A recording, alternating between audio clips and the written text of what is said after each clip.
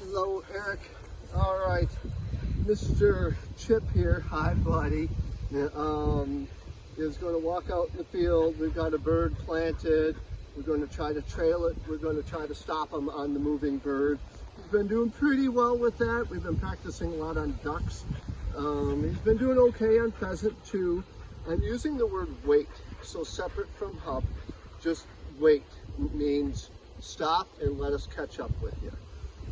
So let's see if we can pull that off. You got it, son? Good deal.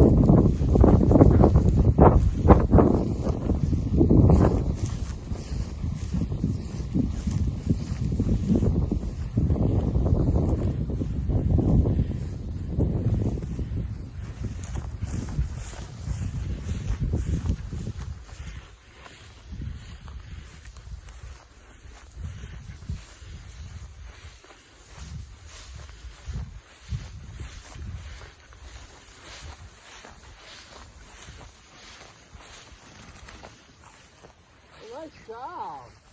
Good. We didn't get far enough. Good job. Good.